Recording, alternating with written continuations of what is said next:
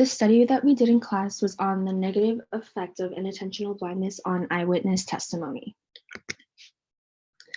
So the purpose of this study is to study the effects of inattentional blindness on eyewitness testimony. Eyewitness testimony is often inaccurate, as proven through the Innocence Project. This is an organization that uses DNA evidence to exonerate criminals. These criminals were largely convicted due to inaccurate eyewitness testimonies. We modeled our study on the Wolf and Hyman study called Crime Blindness, the Impact of Inattentional Blindness on Eyewitness Accuracy, Memory, and Identification.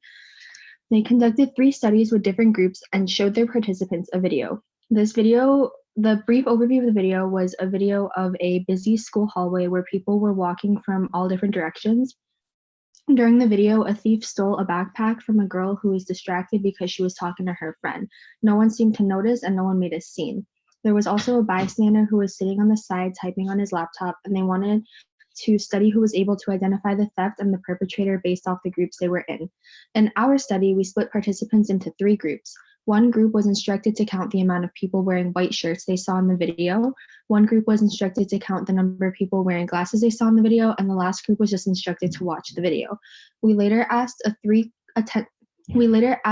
attention check questions, which included a question asking how many white shirts there were, a question asking how many glasses there were, and a question asking what the bystander was doing in the video. I hypothesized that the group who was instructed to count the number of shirts would be the most likely to get the question about the shirts correct. I thought the group instructed to count glasses would be the most likely to get the question about the glasses correct, and I thought the watch group would be the most likely to get the question about the bystander correct.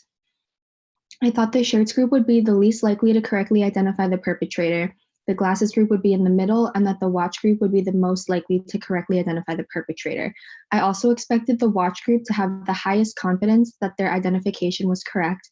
I expected the glasses group to be in the middle, and I expected the shirts group to have the least amount of confidence. In this study, we had 218 participants. 172 of them identified as female, 41 identified as male, and 5 identified as non-binary. Of these participants, 209 of them completed the entire study. 204 of these identified as female, 40 identified as male, and 5 identified as non-binary. All participants were TC&J students participating for partial course credit, and the survey was randomly selected through the Qualtrics software that we used to conduct the study. The Qualtrics software was an online software, which is what we used to conduct the study. So the materials, the Qualtrics form contained the survey with all the questions. We had a video that showed participants that was described earlier and is described in more detail in the original Wolf and Hyman study. We also used photos of all the possible perpetrators, which were all white men of a similar build with similar hair who had appeared in the video. We did not use a foil because all the possible perpetrators looked similar enough to the point where a foil was not necessary. Okay, now moving on to the procedure. We first had the participants sign a consent form. This form made participants aware that they were going to take part in a research study and that this study was measuring memory. They were also informed that they would answer demographic questions, view instructions, view video, and answer questions on the video. They were informed that specific details would be withheld until the end of the study and that they would receive academic credit for participating in this study. They were told their results would be confidential and that their participation was voluntary. Participants were asked for their name and then their demographics. There were 4 demographic questions. They were, what is your gender identity? What is your race? What academic year are you in? And are you a psychology major or minor? Participants were then given instructions based on their randomly assigned group. The shirts group was instructed to watch the entire video and count how many people are wearing white shirts. The glasses group was instructed to watch the entire video and count how many people are wearing glasses. And the watch group was instructed to watch the entire video. They then checked a box to confirm they were ready to watch the video, and the video played automatically. There were 3 attention check questions. The first one was how many people in the video were wearing white shirts. The second one was how many people were wearing glasses. And the last one was what was the boy sitting at the desk doing. Participants were then asked what item was taken in the video.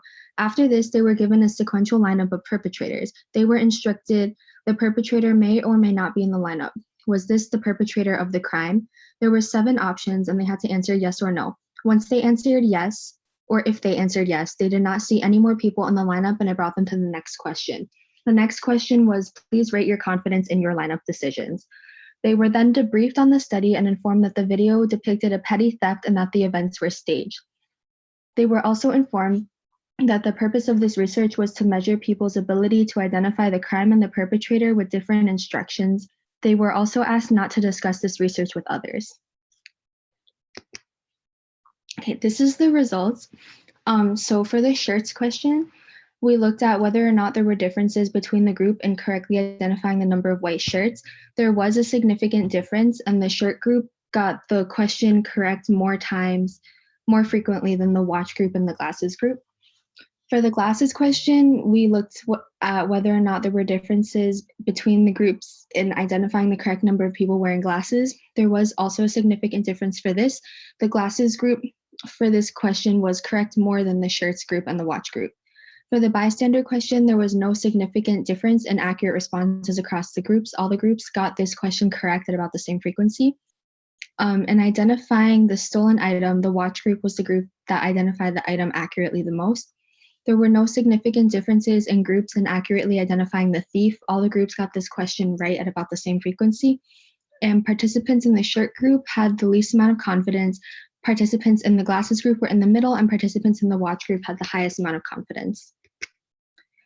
So this is just a discussion. So basically, everything was pretty consistent with the hypothesis. However, I did hypothesize wrong about the bystander and the thief.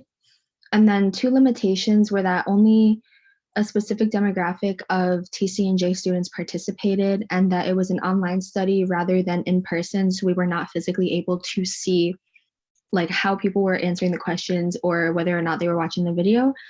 And comparing to the Wolf and Hyman study, this was fairly consistent with our study. However, we did not have the eyewitness condition that they had, so we were not able to test for that, but their control group and our watch group got essentially the same results.